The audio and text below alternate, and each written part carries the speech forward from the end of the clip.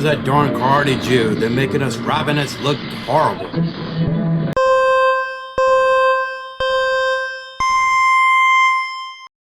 If you've enjoyed this program, please click like and subscribe.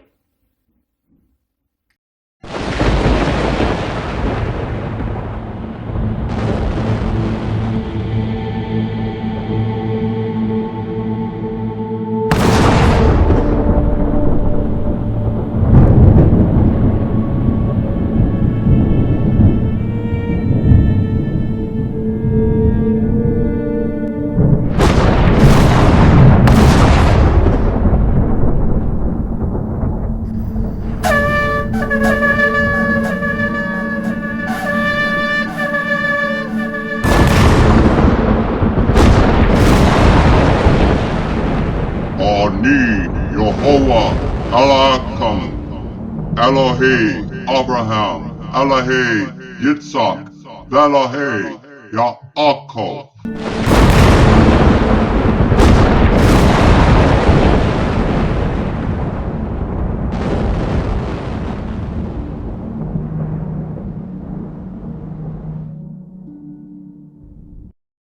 And welcome to another exciting edition of the Torah Watchman Show, LLC, by none other, your humble host, Reb Ya'ar ben-Emmett.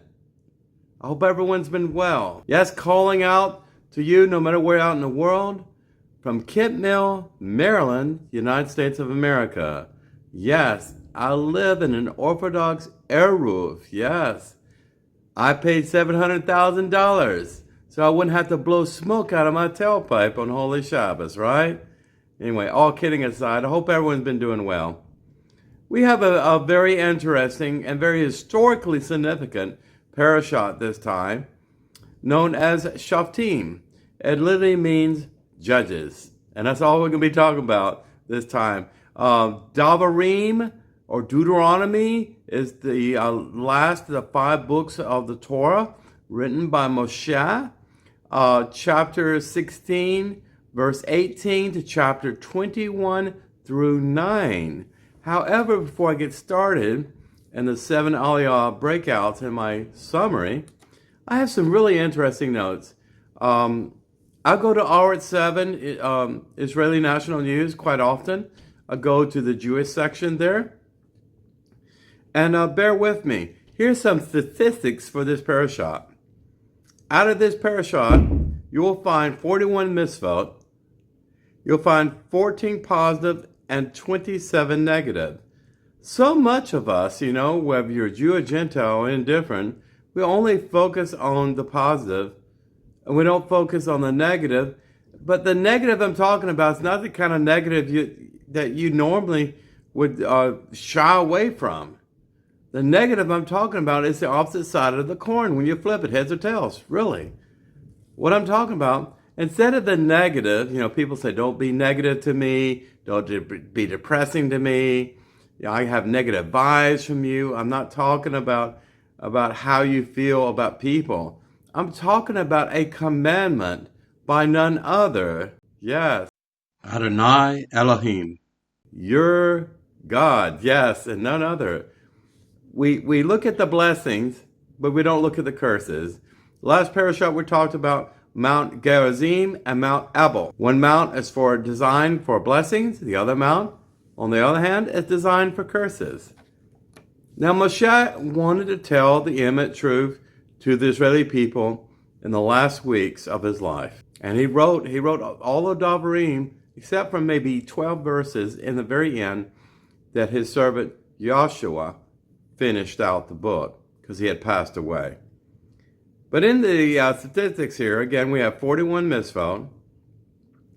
Among these are some of the most fundamental rules for how a Jewish state is to be governed. You hear me? Now, Theodore Herzl, in the 1920s, 1930s, in that time frame, he was a secular Jew, but he was a aristocrat. He was like a diplomat. He worked with the Jewish World Congress of his time. He worked with administrators in Great Britain for the Jewish cause. Yes, for the Jewish cause. And when he wanted to set up any kind of prototype government ruled in Israel, in Eretz Israel, he wanted to be a government for all people, not just for the Orthodox, but for everyone, right? Primarily Jewish. I mean, in Israel, you find a mixed bag of everything. Cracker Jacks or something, when I was a kid, I had a box of Cracker Jacks. You go in, you don't know what kind of surprise is coming out. That's what Israel is. It's a half-baked solution, but, it's been working, and God bless them. They're doing something right, but, they don't give credit to the divine creator for keeping them glued together. So we're talking about the judicial system that Moshe had set up for Israel.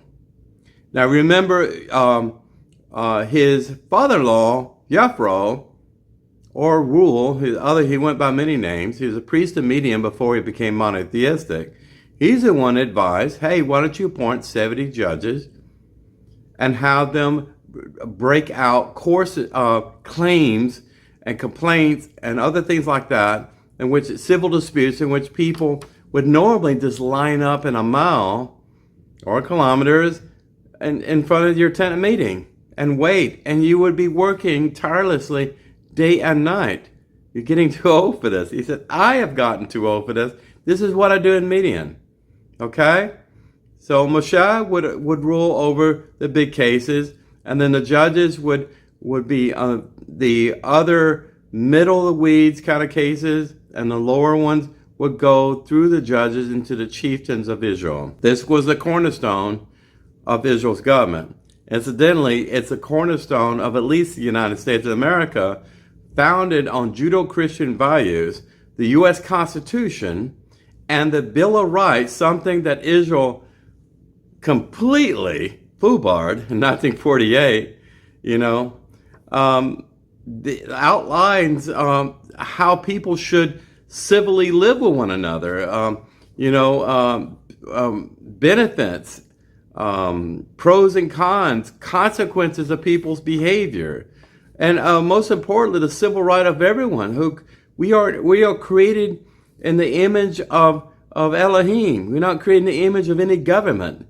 And in other nations, the communist nations like China and the Soviet Union in the past, and other nations like Iran, it's the image of the mullahs. It's the image of a dictator, whoever may be ruling by military rule and fiat and all of this. That's, Hitler was talking about, he didn't like religious institutions at all. He wanted you to worship the God of the state.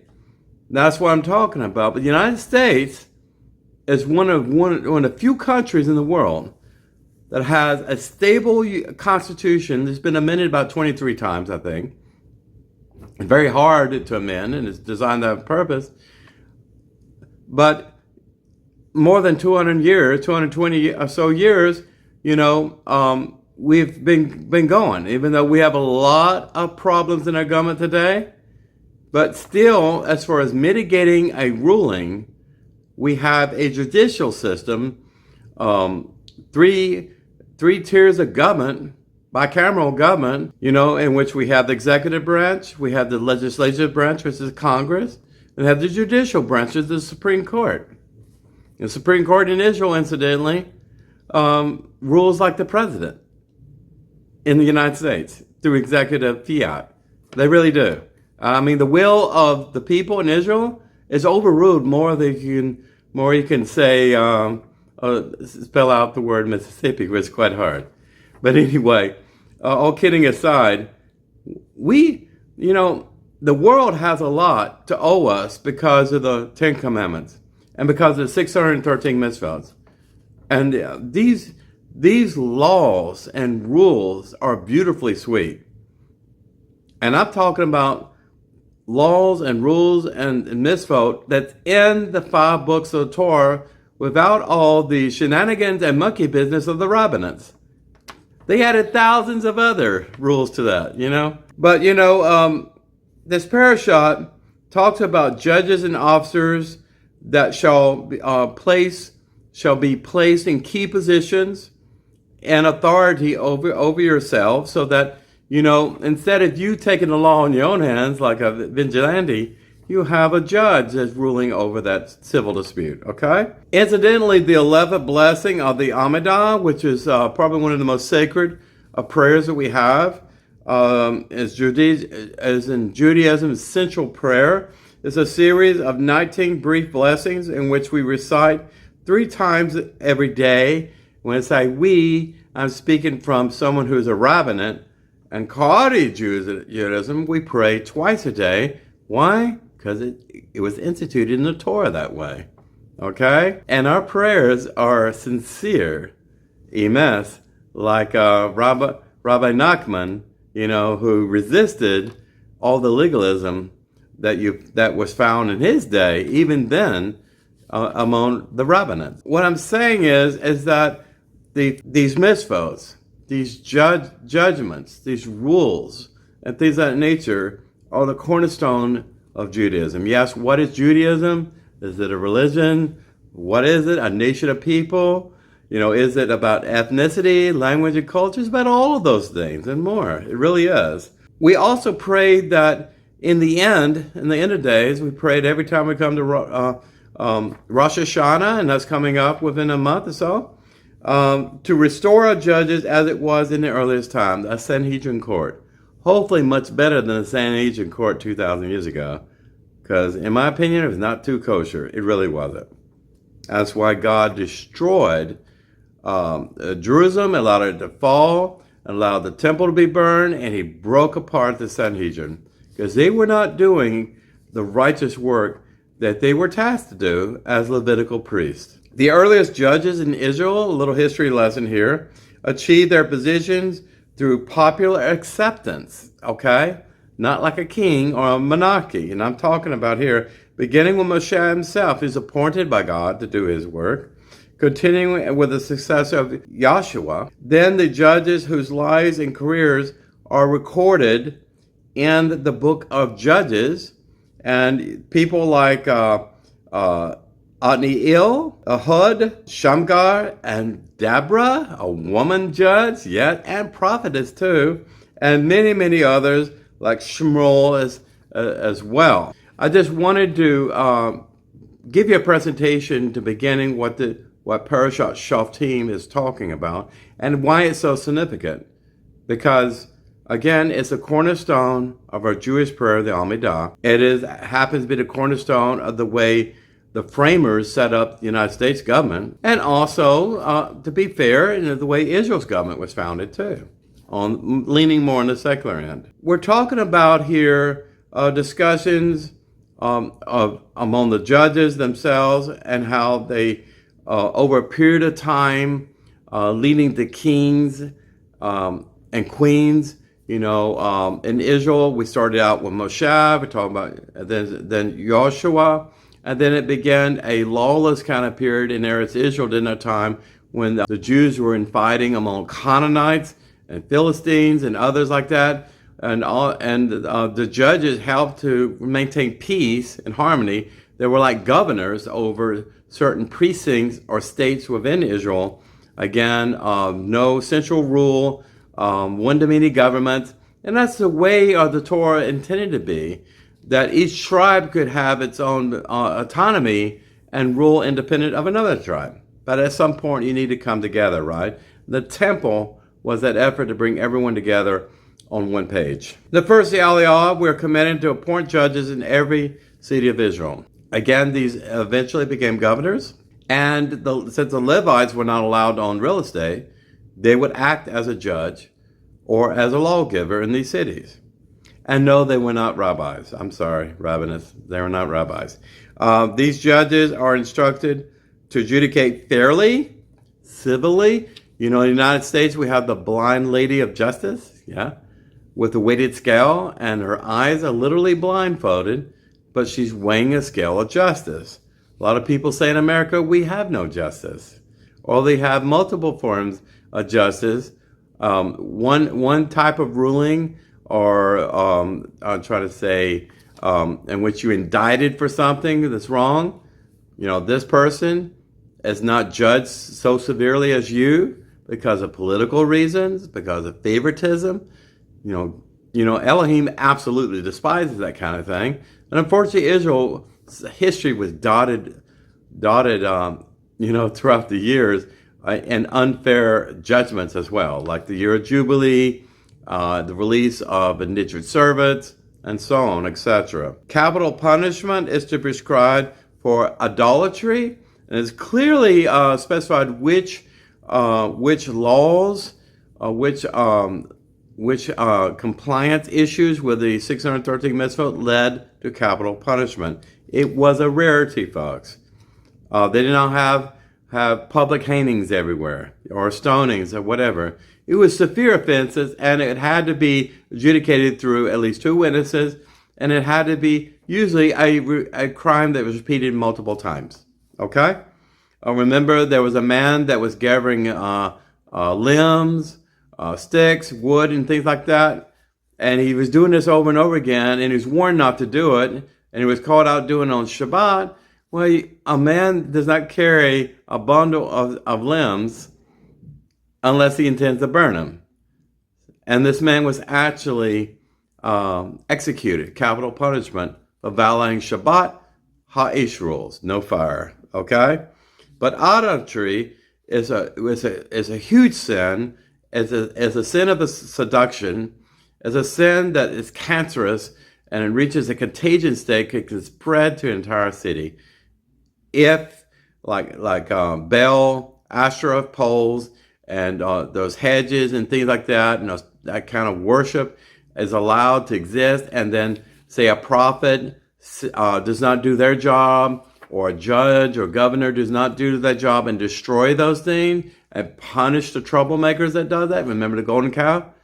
It did not have to happen that way at all. And that's what I'm talking about. And you saw the devastation that was incurred by the Jewish people after the golden calf. Many people died.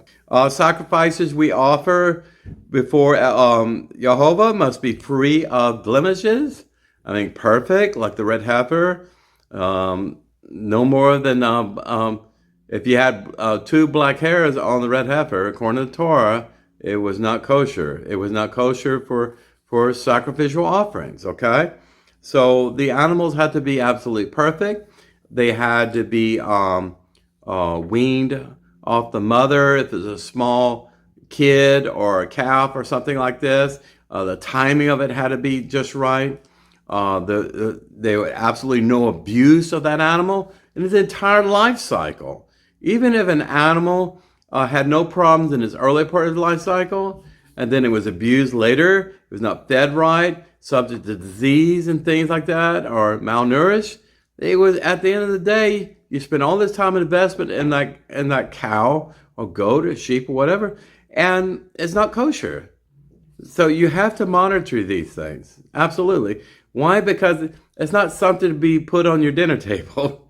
It's something to be, it's a sweet kiss we give to Elohim, at least back then, when we had sacrificial offering, we had a Mishkan in the temple, that we offered before Elohim as a pleasing odor, right? A fragrance that he had great delight because his people gave him the best, right? The King of Kings deserves nothing less, right? We can read about these sacrifices in the Torah. Rabbinites like to point out in the Talmud and Mishnah Torah, and their so-called oral law, they have more embellishments of this on how it actually applied 2,000 years ago. Give you a note here.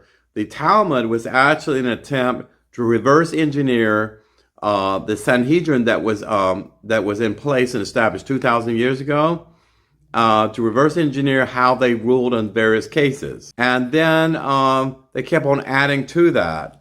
It was more historical in scope, but unfortunately it stuck to a point that it passed through various generations, and they accepted it as divine law and code, just like what you find in the written Torah, written by the prophets of God. They equivocated both to be equal. Not necessarily true, right? Also, what rabbinites like, refusal to accept the Sanhedrin's authority is also a capital offense. The word Sanhedrin is actually not found in the Torah. Did you know a group of judges, it can be referred to as Elohim, if you translate it, it locates E, of course, not gods, but they're acting as on behalf of Elohim as judges, okay? As far as their authority was given, this is the difference. Sanhedrin's authority was self-imposed. In other words, they essentially elected themselves, nominated themselves with various manifestations of methods and things that I'm not sure what those were, how they elected themselves. It was like the Supreme Court in Israel self-elected too, time for judicial reform. But these people were not appointed by Elohim. They were not appointed by Elohim at all. But these judges in Israel were appointed by Elohim. That's the difference. So you have oral law run by men, invented by men, appointed by men, acting on behalf of prophets when they were never, ever declared as prophets by Elohim in any written testimony. Moshe, in the third and the second aliyah, instructs the Israelites to coronate a king eventually. So there was plans ahead of time to appoint a king. I mean, the idea of having a Davidic kingdom, dynasty, and that kind of thing, it was on the drawing board, you know. And Moshe could see the future. He was a prophet, and he saw kings in the future. So at a point in time, a judge would live their significance. Judges having children and sons, they don't necessarily become the new judge. They're actually appointed by the people and sanctioned by a prophet. Again, this is how you mitigate a divine intent instead of something that becomes muddy and 50 shades of gray. We have men, appointing men, that kind of thing. So it's interesting, a Jewish king may not amass excessive amount of horses, wives, and personal wealth. Who did that? King Solomon. I think he had 2,000 wives / concubines or significant others. That's how he adjudicated all those legal foreign contracts, other nations, to maintain peace and harmony. And even King David. You saw the problems he had in his kingdom. He had his sons in insurrection against him, multiple sons from multiple women, concubines, and that kind of thing. It's abuse of power. And again, a king's supposed to, and ideally, like King Hezekiah, the most righteous of kings, if it ever lived, and the most righteous in the future too. They're supposed to be representing the throne of Elohim on earth. And they're supposed to be teaching the Torah to others. And they're supposed to be humble. But, with that power and that glory, it creates a lot of mischief, right? Of course, again, I told you, the only king that I remember, Hezekiah wrote Torah scrolls. He was allowed to offer Torah scrolls too. And this is someone from the tribe of Benjamin, okay? So he wasn't a Levite priest.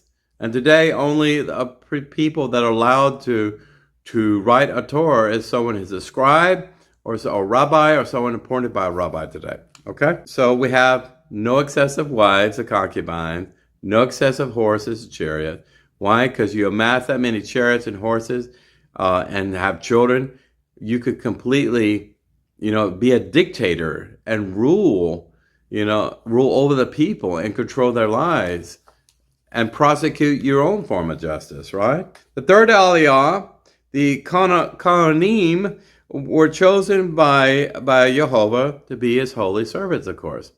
The Kohen Gadol, the high priest, Aaron, Eleazar, and Pinchas, and others. And that finished off in the time of Eli, when he lost that honor. And then the priests of Zadok and others. That is what I'm talking about here. The ones that are allowed to enter the Mishkan, the Holy Holies, okay, or even touch those implements and devices and things like that support the inner sanctum of the Holy of Holies. It's a reminder that these Kohanim, or the tribe of Levi, were not allowed to own land. They could maintain sanctuary cities. There could be governors in some of these cities, but not allowed to own land. And I love this. It says right here that Jehovah is their inheritance. Is that wonderful? Wouldn't it be nice if Jehovah is all of our inheritance, despite the land that we own? I mean, we don't sit on any square foot of land today, you know, if it wasn't first given by the divine creator. That's the way I look at it. That's why we should tithe from that, right? Just a tidbit there. I'm not really telling a lot of you anything you don't already know. And by the way, I know I'm speaking to B'nai Noach here. I'm speaking to a lot of people that are indifferent about religion and are pursuing at various stages conversion to Judaism. I'm speaking to a lot of some Reform and conservative Jews as well. I don't know how many Orthodox Jews out there. Of course, I'm speaking to my beloved Quadi brothers and sisters as well. There may be some Muslims there. I don't mean to offend anyone. I'm trying to speak to all of you, the full array of you, in a way that you can understand it. You can research this information yourself, okay? I research this every week as my family tradition. I read multiple sources, like My Jewish Learning. I go to Chabad. I go to other resources, Sophia and other sources to get various viewpoints there. But I'm only concerned about the opinion of Jehovah, you know. Third aliyah, wrapping this up. The Kohanim are the beneficiaries of various priestly gifts. So, you know, as a kid, I gave my teacher a cookie or an apple, per se. But they actually received priestly gifts from different tribes. Again, I said this before, maybe certain tribes had favorite priests, favorite Kohanim that they interacted with more than others. I don't know. I'm not saying they were choosing favorites. Select portions of meat and animals slaughtered for private use were dedicated and set aside for the Levites, for the Kohanim. To this day, when my wife makes challah, beginning on Thursday, yeast takes 2 hours to rise, she breaks out a small piece that is burned in a traditional framework in which that was actually given to the temple as a sacrificial offering. And that's something we don't touch, and it's not consumed. That's why it's burned. In the fourth aliyah, although priestly families were divided into many shifts, each serving in the temple in their designated turn, they had rotation cycle, the night shift and kind of thing. Kohen always retains the right to come to the temple and personally offer his or her own sacrifices. That was a benefit. They didn't have to go through someone else. They could do that themselves because they were the emissaries of Elohim.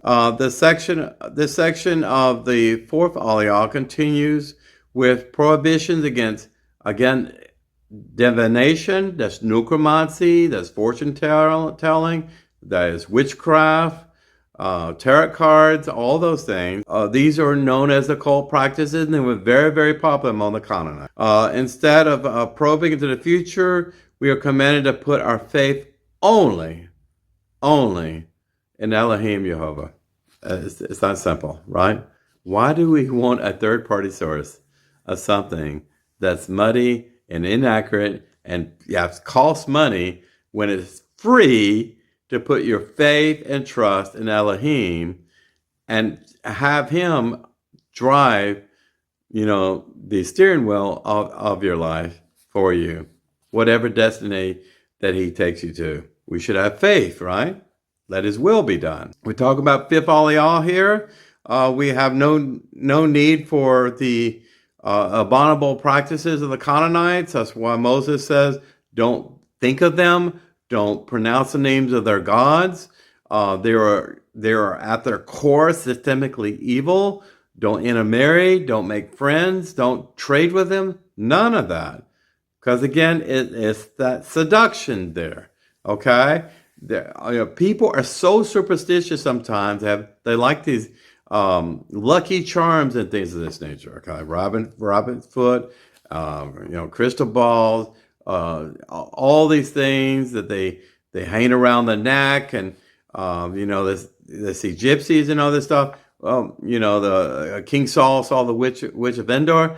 All of this. It is so easy to go down that dark path. Just don't do it. Okay, put a firewall, between these things. We are commanded to obey the prophets, absolutely.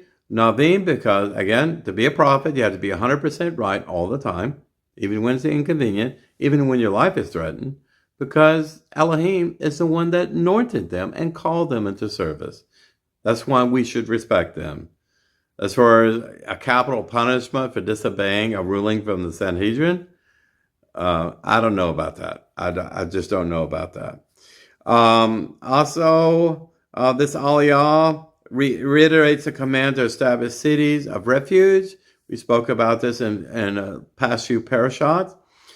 Even before the Israelites went into Canaan, there were areas that were given to some tribes outside in Jordan, where Jordan is today, on the east side of Jordan.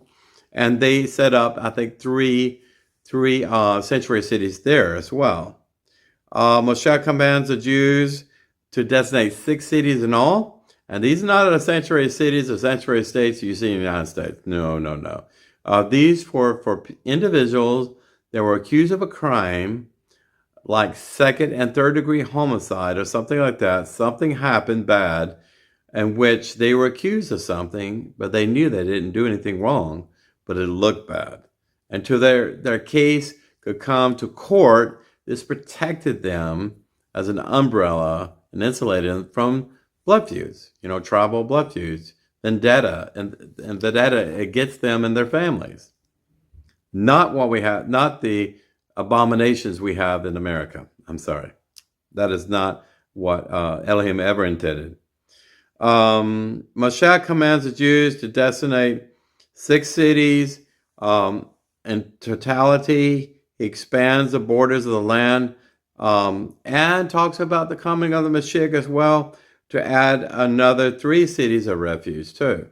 So at the same time, he was talking about setting up the judicial authority through judges, through the Kohanim, that's for temple authority, having cities of refuge designated for the weak and vulnerable of that. He also talked about that the Mashiach is around the corner, that there's going to be a time where the Mashiach is going to take over a lot of this full estate of rules and judicial authority as a king. Okay, so 6 aliyah, getting close to end this. A minimum of 2 witnesses, I pointed out before, is required to secure a conviction in any case.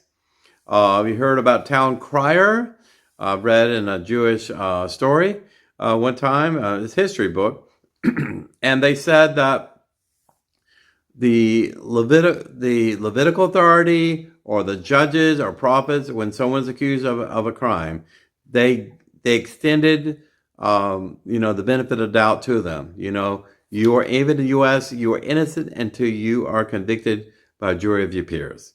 Okay, instead of a rash rush to judgment, even to the very end. If that case could be overturned, then someone would run out riding a horse, and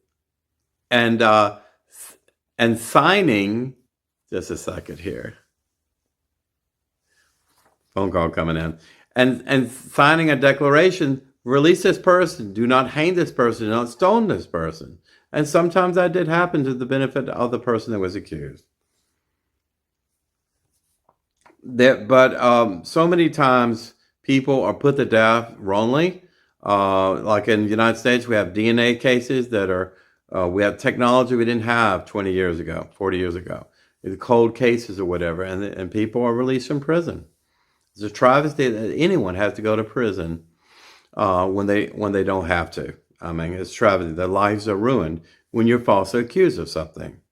When approaching the battlefield, a Kohen addresses the troops, admonishes them not to fear the enemy. You can imagine a situation where you just got married, or getting married and you have a house secured for you, and you haven't even planted a vineyard, you haven't planted a fig tree, anything, then you have to be called off to military duty. Well, there's exemptions to those kind of hardship cases.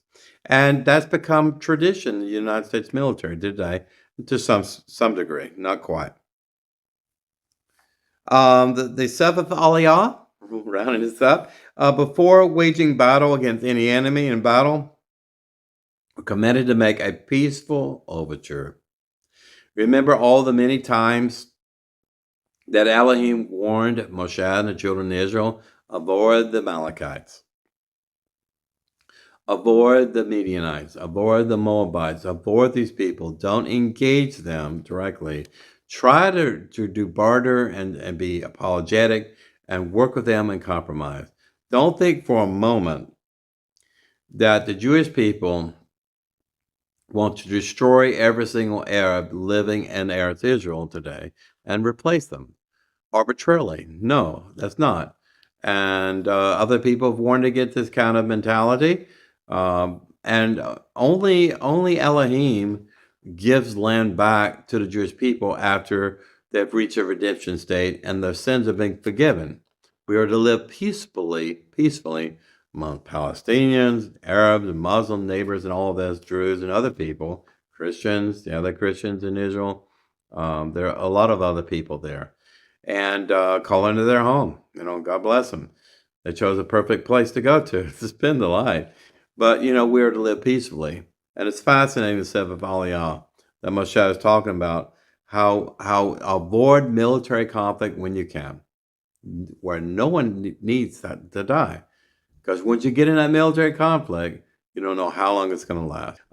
Only if the enemy does not accept an offer, a peace overture, should battle ensue. In the battles with the Canaanite nations, if an enemy does not agree to the peace offer, the Israelites are commanded to completely annihilate them. Now consider the situation in Israel today with the Palestinians, with Hamas and others.